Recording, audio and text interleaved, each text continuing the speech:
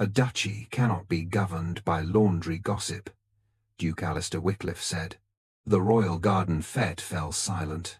Duchess Margaret Wycliffe stood near the marble fountain with Ruth Henshaw beside her. Clean linen had been wrapped around Ruth's hands, but red sores remained visible across her fingers. Investors, ministers, and representatives of the royal household filled the gardens. White tables stood beneath silk canopies. Bolts of scarlet cloth were displayed beside the terrace as proof of the success of Wycliffe's scarlet works. Lord Percival Vane lifted his glass. "The river has been inspected, Your Grace." Margaret looked at her husband. "Not after midnight." Alistair's jaw tightened. "My wife mistakes fear for evidence." Behind him, the fountain made a violent choking sound. The clear water inside its upper basin turned pale pink. A darker color spread through the marble channels. Within seconds, the entire fountain erupted scarlet. Red water struck the white tables, stained the royal banners, and splashed across the silk gowns of the guests. A sharp chemical smell filled the air. People screamed and moved away. Ruth watched Alistair's face. "That is not laundry gossip, Your Grace." Percival began walking towards the garden gate. Margaret turned to him. "Stay. The pipe carrying it begins beneath your office." 2 years earlier, Alistair had opened Wycliffe Scarlet Works with Margaret standing proudly beside him. The estate had needed change. Wool prices had fallen for 3 consecutive years.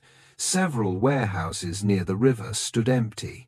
Young labourers were leaving Wycliffe for factory towns where wages were low but work was regular. Alistair believed the dye works could save the district. It would purchase local wool, employ weavers, reopen the river warehouses, and produce scarlet cloth for military and ceremonial use. The machinery was modern. The filtration system was said to be the finest available. Percival had arranged the investors and negotiated every major contract. "This is not merely a factory," Alistair told the crowd at the opening. "It is proof that an old estate need not fear a new century." Margaret had agreed. She distributed keys to newly built workers' houses and helped establish a school near the mill. At dinner that evening, she raised her glass to her husband. "You have given people a reason to remain here." Alistair smiled. "You sound surprised." "I am impressed." "That is different." Their marriage had always worked that way. Alistair imagined what Wycliffe might become. Margaret examined what each decision would mean for those living beneath its name. He handled investment, politics, and large contracts. She dealt with housing, food prices, wells, midwives, and disputes that rarely reached the ducal office. Alistair once told a tenant council, "Margaret tells me what people cannot say while standing before a duke." He had meant it as praise. Later, when those same people began taking their concerns to Margaret before approaching him, he felt less generous about it. Percival noticed.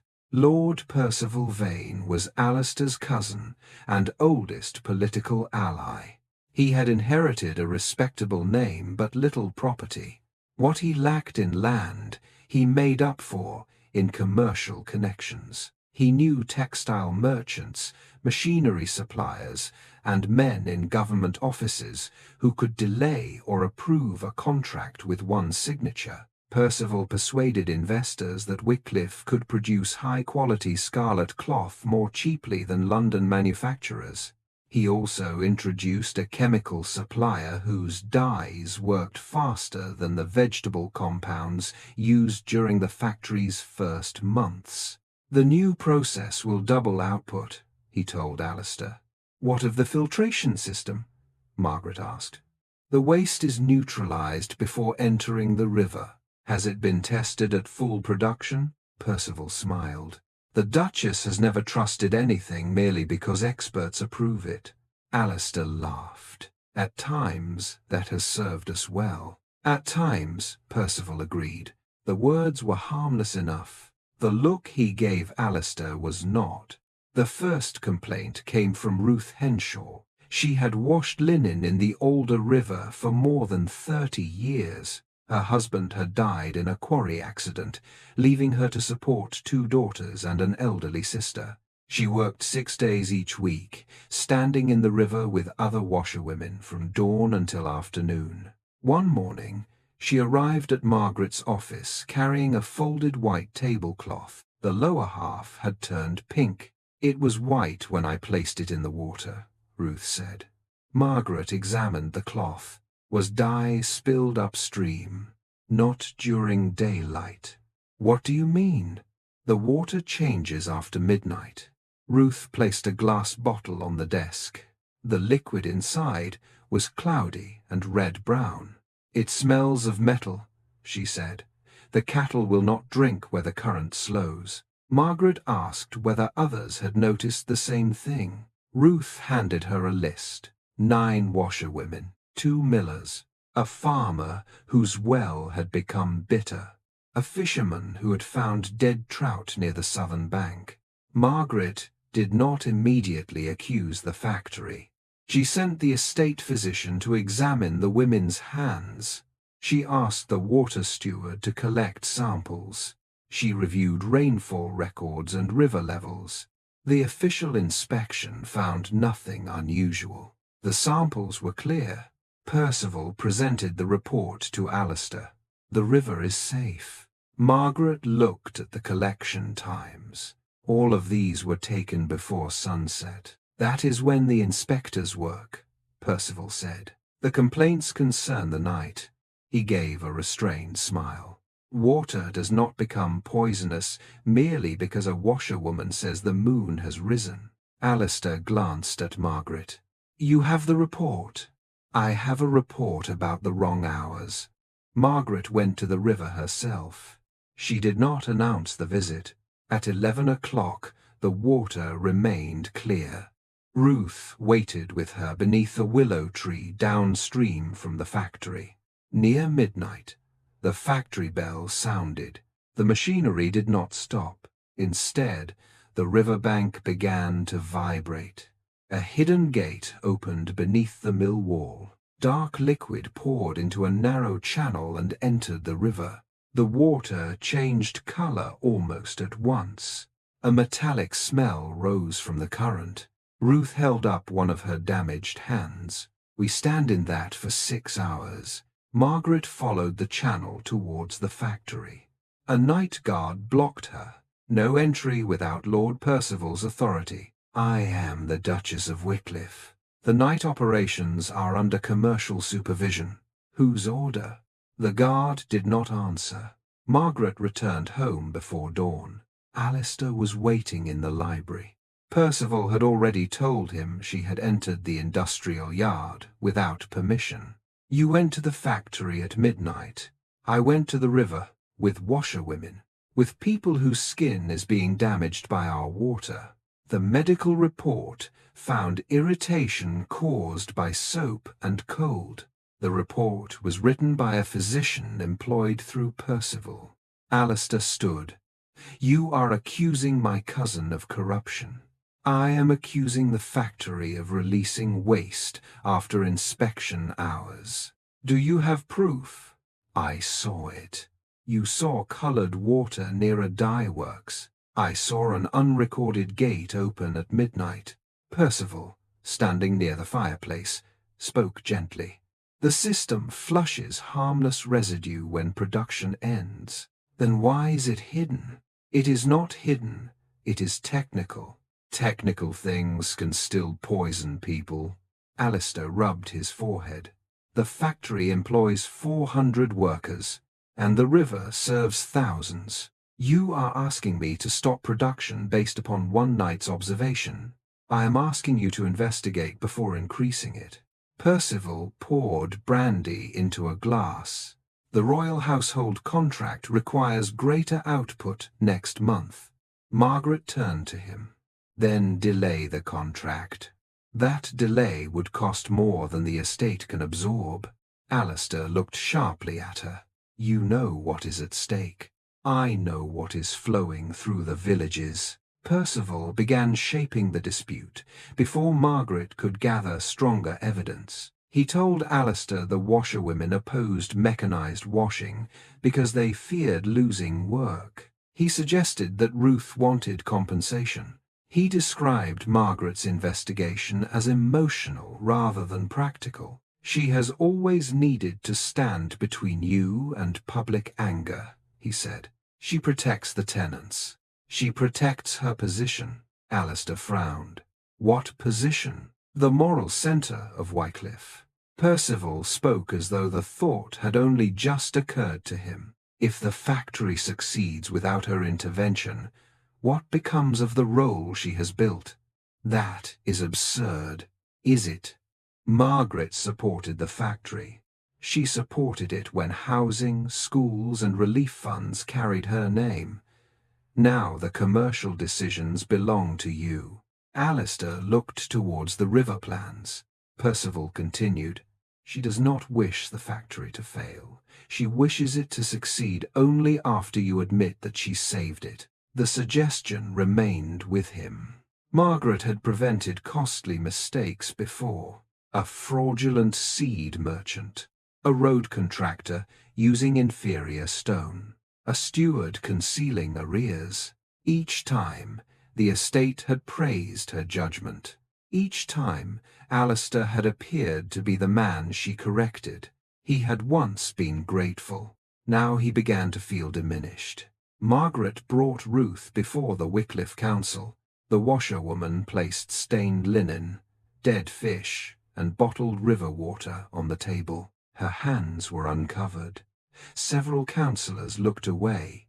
Percival produced official samples of clear water. He also presented a report claiming that red clay from the riverbank could create temporary discoloration. A physician testified that Ruth's injuries might have been caused by harsh soap. Alistair addressed her. Have you received scientific training, Mrs. Henshaw? No, Your Grace. Have you studied industrial chemistry? No. Percival leaned back. Ruth looked directly at the Duke. I have only washed in that river for 32 years. A councillor laughed. Then another. Margaret looked towards Alistair. He did not stop them. Ruth placed her damaged hands upon the table. Gentlemen, inspect the river from a bridge. We stand inside it 6 hours a day. The laughter faded. Margaret opened a ledger recording the nights when the river changed color. The incidents match the factory's late production schedule. Percival dismissed it. These women can hear the factory bell. They have arranged their claims around it. Margaret stared at him. You accuse them of injuring themselves to damage your project. I accuse them of resisting progress.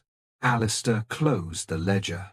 We cannot govern the estate through unverified reports from the riverbank. The evidence can be verified, Margaret said. Inspect the factory after midnight. The inspectors have approved it. During the day, we will not suspend hundreds of wages every time fear outruns fact. A duchy cannot be governed by laundry gossip, Alistair said. Margaret looked at him for several seconds. Nor can it survive when pride poisons the wells. The council rejected her request to suspend production. Alistair transferred water oversight from Margaret's civic committee to Percival's industrial office. The decision was formal. The injury was personal. Margaret did not leave Wycliffe. She did something Alistair found more unsettling. She stopped protecting him from the consequences of his decisions. Previously, when tenants complained, Margaret explained the pressures upon the estate. When wages were delayed, she used her own funds until the accounts recovered. When disputes threatened the newspapers, she resolved them quietly. Now every complaint was recorded. Every damaged well entered the official register. Every medical bill from the river settlements was charged to the factory. When Alistair asked why the reports had reached London, Margaret answered, "I will not make your decisions appear kinder than they are. You are inviting scandal. No, I am refusing to hide it. You want the factory condemned before an investigation. I wanted an investigation. You gave the authority to the man being investigated." Ruth introduced Margaret to Elias Ward, the factory's water supervisor. He arrived after dark through the servants' entrance. Elias brought a ring of keys and a folded engineering plan. "The filtration system worked when the factory opened," he said. Then, Lord Percival ordered the bypass gates used during night production. Why? The filters slowed output. Who signed the order? Elias handed her several pages. Percival's name appeared at the bottom. He had also instructed workers to divert clean upstream water into the inspection basin whenever officials visited. Margaret studied the plan. A hidden waste pipe ran beneath the dye works. One branch emptied into the Alder River, another connected to the palace water system. Why does it reach the fountain? It was meant to regulate pressure during public demonstrations of the mill pumps. Could dye waste enter it? Not if every valve remains closed. Does it? Elias hesitated. The system has been running beyond its safe capacity. Waste has collected in the lower pipe. Margaret looked at him. What happens when the palace pumps are opened? It may force the contents towards the fountain. The royal fete was 3 days away. The event would announce a contract supplying scarlet cloth to the royal household. Alistair viewed it as the moment that would secure Wycliffe's industrial future. Percival ordered production doubled. Margaret requested immediate access to the water tunnels. Alistair refused. "You have already attempted to discredit the factory. I am trying to prevent the fete from becoming evidence against it. You expect me to cancel a royal visit because Ruth Henshaw dislikes the river. Look at her hands. I have seen them. No, you have looked away from them." His expression hardened. "You have turned every decision into a test of whether I trust you." "No, Alistair. Percival has taught you to believe that examining evidence means choosing me over yourself." He did not answer. That silence told her he would not stop the event. Margaret prepared to expose the truth without his permission. On the afternoon of the fete, the palace gardens filled with white silk, polished silver and scarlet banners. Bolts of Wycliffe cloth stood beside the marble fountain. Percival greeted investors as though the contract already belonged to him. Alistair wore formal ducal dress and prepared to address the royal household delegation. Margaret arrived with Ruth and Elias. Guests stared at Ruth's bandaged hands. Percival approached Alistair. "She intends to make a scene." Margaret heard him. "The scene began when you connected poison to a palace fountain." Alistair stepped between them. "This is not the place." "It is exactly the place. The water reaches everyone here." Percival lifted his glass. "The river has been inspected." "Not after midnight," Margaret said. Alistair looked towards the watching guests. Once again, public embarrassment overcame private doubt. "My wife mistakes fear for evidence." The fountain coughed behind him. A pulse of pale pink water entered the lowest basin. Guests turned. The color deepened. Scarlet climbed through the carved channels and reached the upper bowl. Then the entire fountain erupted. Red water rained across the garden. It struck the contract table, soaked the displayed cloth, and stained the white gloves of the royal household representative. The chemical smell spread through the air. Ruth raised her wrapped hands. That is what your factory sends through our homes every night. Percival moved towards the gate. Margaret blocked his path. "Stay," she said. "The pipe carrying it begins beneath your office." The garden erupted into confusion. Guests fled from the fountain as scarlet water struck the marble paths and spread beneath the white tables. The royal household representative removed his stained gloves and stared at Alistair. "Your Grace," he said, "what exactly is being discharged through this system?" Alistair had no answer. Percival moved towards the side gate. Margaret stepped in front of him. "You heard me. Stay." "This is sabotage," Percival said. "She has arranged this spectacle to destroy the contract." Elias Ward crossed the garden, carrying the ring of factory keys. "No, my lord. The waste came through the palace supply branch." Percival's face changed, only slightly, but Alistair saw it. Elias pointed towards a small iron door, hidden behind a clipped hedge. "The maintenance tunnel begins there." Percival turned to Alistair. "You cannot permit workers to dismantle palace property before the royal delegation. The fountain has already done more damage than any inspection could," Margaret said. Alistair looked at the red water dripping from the banners. Then at Ruth's bandaged hands. "Open the tunnel." Percival stepped closer. "Alistair, think carefully. If they find anything irregular, the entire factory may be closed." Alistair's voice was low. "If they find nothing, you have no reason to object." For the first time, Percival had no immediate answer. Elias unlocked the maintenance door. A narrow stairway descended beneath the garden. Alistair, Margaret, the royal household representative, and 2 officials followed him. Ruth remained above with the other washerwomen. The air below smelled of iron, whetstone, and chemicals. Scarlet liquid ran along the base of the wall. Elias stopped beside a large junction valve.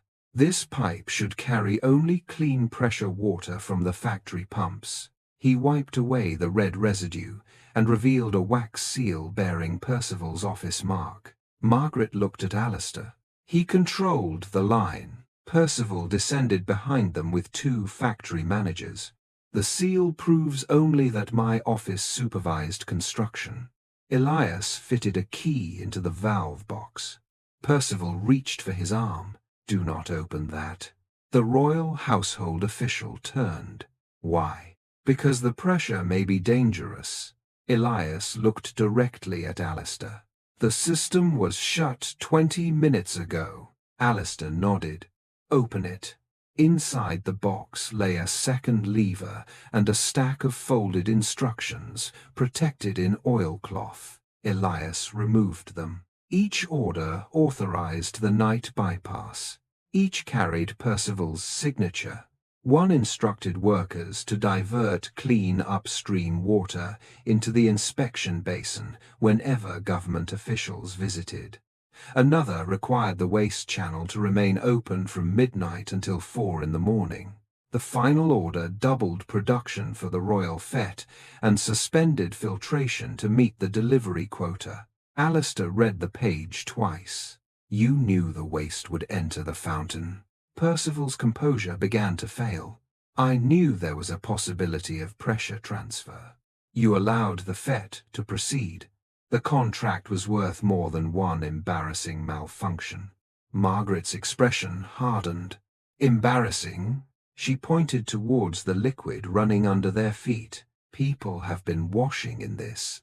The factory was closed before sunset. Royal officials sealed the dye rooms, chemical stores, and water tunnels. Percival was placed under guard while investigators searched his office.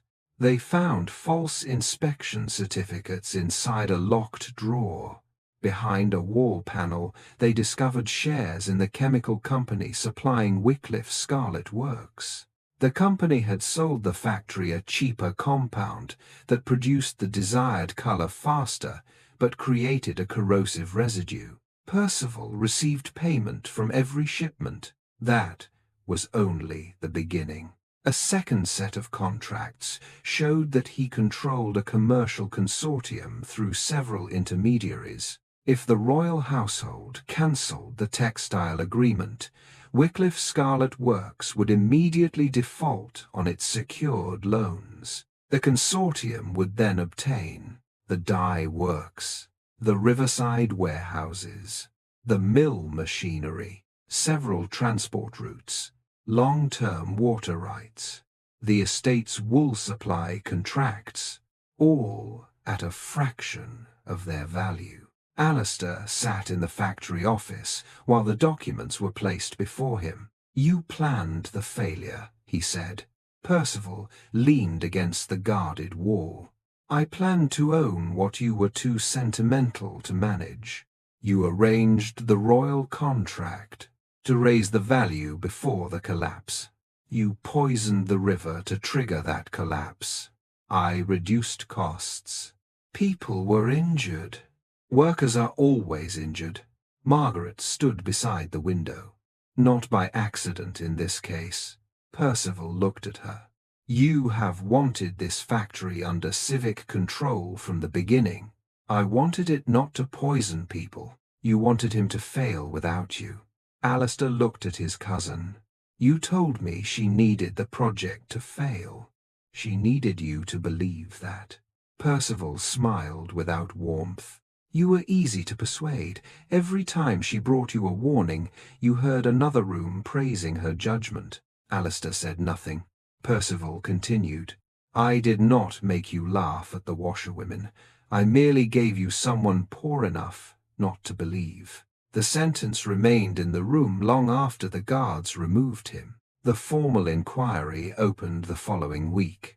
The evidence against Percival was overwhelming. He had ordered the filtration bypass, purchased unsafe chemicals through a company he partly owned, bribed inspectors, altered water reports, threatened Elias Ward, dismissed workers who objected, concealed the palace pipe connection, prepared the factory for financial seizure, increased production despite knowing the system could fail. But the inquiry did not allow Alistair to hide behind his cousin's crimes. Ruth Henshaw testified first. She stood before the Industrial Commission with her hands uncovered. The burns had worsened. A commissioner asked, "When did you first report the problem?" 4 months before the fountain changed color." "To whom?" "To Her Grace." "Did you attempt to report it to the factory?" "Yes." "What happened?" "My washing contracts were cancelled." "Did the Duke meet you?" "No." Alistair lowered his eyes. Another commissioner asked, "Why did you continue entering the river?" Ruth answered plainly, "Because poor women cannot stop earning while rich men decide whether our pain is official." No one laughed this time. Elias presented the night operations schedules. Factory workers described being ordered to open the waste gates after midnight. One man admitted that clear water had been pumped into inspection tanks shortly before every official visit. The estate physician confessed that Percival had paid him to describe the women's injuries as damage from soap and winter cold. Then Margaret testified. She presented the complaints, the night ledger, and her requests for an investigation. The chairman asked Alistair, "Did Her Grace ask you to close the factory permanently?" "No." "What did she request?" "A temporary suspension and an independent night inspection." "Did you approve either?" "No." "Why?" Alistair looked towards Margaret. "Because I believed her concern was an attempt to control the project." "On what evidence?" "None." The answer sounded worse when spoken aloud. The chairman continued, "Did Lord Percival force you to transfer water oversight from the Duchess's committee?" "No." "Did he force you to dismiss Mrs. Henshaw's testimony?" No. Did he force you to describe it as laundry gossip? Alistair's voice became quieter. No. The chairman set down his pen. Then Lord Percival falsified the reports. Who decided whose evidence was beneath consideration? I did. The royal household cancelled the textile contract. Wycliffe Scarlet Works remained closed for 9 months. The estate owed severe penalties. Several investors demanded repayment. Alistair resigned from the National Industrial Committee. He sold the London townhouse he had inherited from his mother and 2 valuable parcels of sporting land to finance the river restoration. The compensation fund covered medical treatment, lost washing contracts, damaged wells, dead livestock, contaminated fishing areas, wages lost during the shutdown, repairs to houses affected by polluted groundwater. The estate constructed new wells for every riverside settlement. Independent laboratories tested the water weekly. Results were posted publicly at village halls. The factory could not resume work until a board including labourers, residents and river users approved the new filtration system. Ruth became the Washerwomen's representative. She received no honorary title, no decorative position at court. She received the right to stop production if the water changed again. That was more useful. Alistair addressed the villagers beside the Alder River. Margaret stood among the residents rather than beside the ducal platform. Ruth was near the front. Alistair did not speak about Percival first. I believed truth would arrive in the language of experts. He looked at Ruth's hands. It arrived in damaged hands, and I was too proud to look at them. He admitted that his cousin had corrupted the factory. Then he described his own failures. I did not visit the river after midnight. I did not meet the women whose work placed them in the water. I accepted reports because they protected the project I wanted to defend. He turned towards Margaret. My wife brought me evidence. I treated it as an attack upon my authority. The crowd remained quiet. Alistair continued. Lord Percival deceived me about the factory. He did not choose the contempt with which I answered her. He apologized to Ruth publicly. Ruth did not offer immediate forgiveness. You should apologize to everyone who drank from the wells, she said. I will, and do not ask us to trust the water because a duke says it is clean. I will not. Show us the tests. Alistair nodded.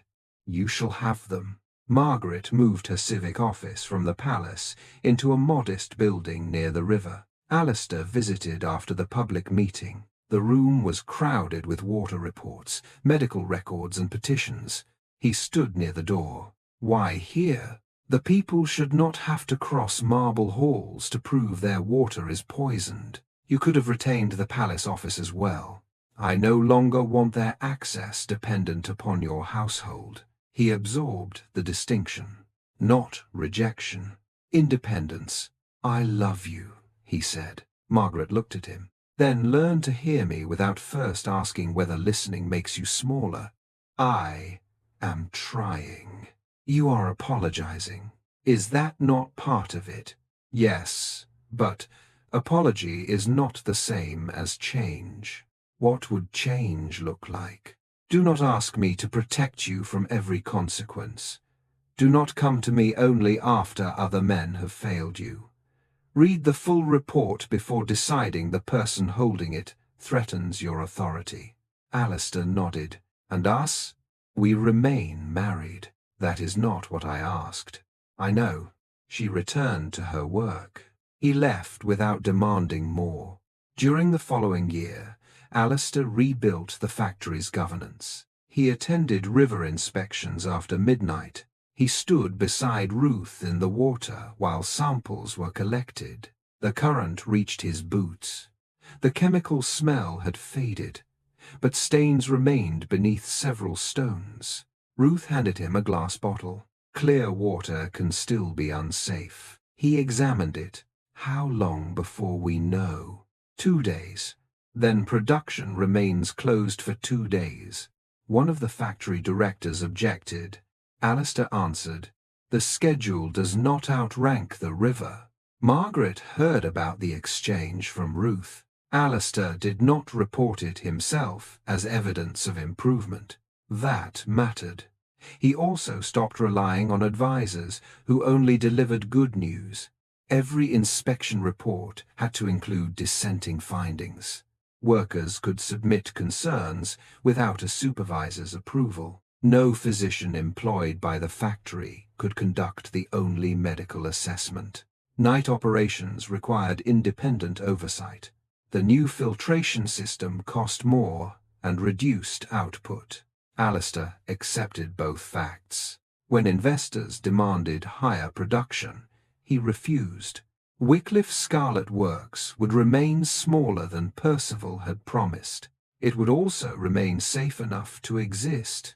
Margaret did not immediately return to their shared rooms. She attended estate dinners when her work required it.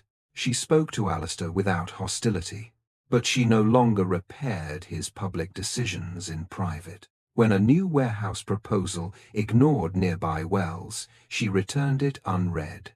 "You know how to request a water survey," she said. "I hoped you might review it, then ask before approving the land." He did. The survey revealed the proposed foundation would redirect runoff towards 2 cottages. The plan was changed. At the next council meeting, Alistair recorded Margaret's objection in the official minutes. He did not describe it as a domestic discussion. He described it as governance. Slowly, the difference between being corrected and being diminished began to disappear. Percival was convicted of fraud, bribery, conspiracy, and reckless endangerment. At sentencing, he claimed Wycliffe would never become profitable under Margaret's restrictions. Alistair attended. He did not answer. The factory's purpose was no longer to prove that Wycliffe could produce the most cloth at the lowest cost. Its purpose was to provide work without transferring the cost into the bodies of those living downstream. That was less impressive in newspaper advertisements. It was also the first honest economic plan Alistair had supported. 2 years after the Scarlet Fountain, the Alder River ran clear again. Wycliffe's Scarlet Works reopened with reduced production and an entirely new water system. The reopening ceremony took place beside the river rather than in the palace gardens. There were no royal banners, no marble fountain, no speech praising progress before the tests were complete. Ruth collected the first sample. She checked its smell and color. A laboratory official examined the chemical results. Then Ruth dipped a length of white linen into the river. Everyone watched as she lifted it. The cloth remained white. Alistair stood beside Margaret. "Is it clean?" he asked. Once, asking that question would have felt to him like surrendering authority. Now it meant he understood authority required verification. Margaret looked towards Ruth. Ruth nodded. "Yes," Margaret said. Alistair watched the white cloth move in the wind. "I should have believed you." Margaret turned to him. "No, you should have examined what we brought you." He accepted the correction without defending himself. "You are right." For a moment, neither spoke. Then Margaret placed her hand in his. Not because the fountain had erased what happened, not because his apology restored trust in a single afternoon. She took his hand because, over 2 years, he had stopped asking her to make difficult truths sound respectful enough for his pride. Alistair had once believed listening to his wife would make him appear like a weaker duke. He had nearly sacrificed the river, the factory, and their marriage to avoid that appearance. Wycliffe recovered only when he learned that leadership did not begin with being the loudest voice in the room. Sometimes it began with recognizing that the people standing in poisoned water understood the danger before the man looking down from the bridge,